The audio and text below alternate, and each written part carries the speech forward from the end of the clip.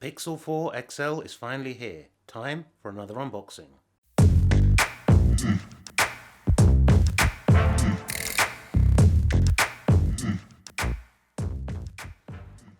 The Pixel 4 XL is arguably Google's most controversial smartphone yet.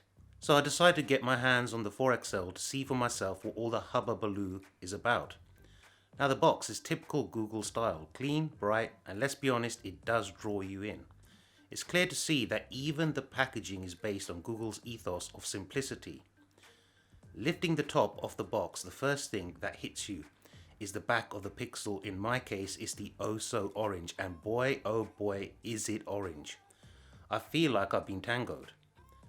Delving deeper into the box, we have the usual stuff: an 18-watt USB-C power adapter, the 1 meter USB-C to USB-C 2.0 cable, the quick switch adapter, the start guide, and of course the SIM tool. Strangely enough, there is a slight sweet smell coming from within the confines of the box, which makes a change from the horrible plastic rubbery smell you can get from other OEMs. Another odd thing I noticed is that the lid has a rounded square cutout which replicates the camera, only much bigger. Not important, but I'm just marking your cards. Google have chosen not to include any headphones or a dongle in the box, and believe me, I looked very hard for them. Not a major issue for me, as I never really use headphones supplied in the box from any manufacturer. Taking a closer look at the Pixel 4 XL, I have to say, first impressions, I personally like the look.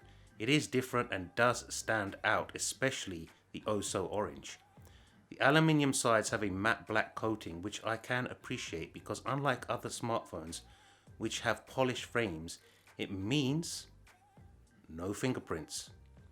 The same can be said about the frosted glass back. That matte orange does not show any fingerprints at all.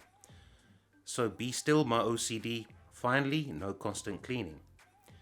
The volume rocker is also finished in the matte black, whereas the power button is in a kind of pale pinky orange hue, making it very visible against the light stealing matte black.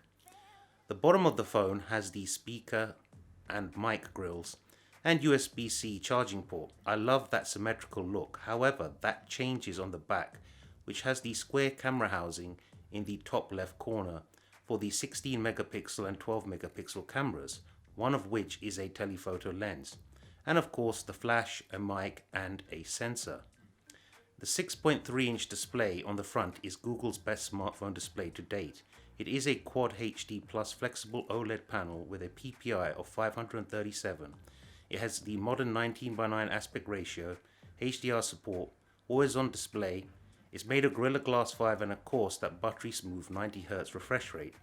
First impressions for me is that it does look like a high quality panel. More good news, the bathtub notch of the Pixel 3 XL is now gone and instead replaced with a bezel that houses some new and exciting technology. Quick Gestures uses radar to sense motion, helping you control your Pixel 4 XL without touching your phone. For example, by waving your hand over the screen, you can change tracks or snooze and silence alarms. That bezel also houses the earpiece, which doubles as the secondary speaker. There's also an 8 megapixel selfie camera and the ability to use your face to unlock your Pixel, as there is no more fingerprint reader. A few other specs to talk about are the 3700 mAh battery, which I will be testing in more depth over the coming weeks, 6GB of LPDDR4 RAM, and in this case 64GB of built-in storage, or in the case of the just black and clearly white variants you can get 128 gigs. However, no expandable storage. I just wish this was more, but using the Pixel day to day will show if I really can live with only 64GB of storage.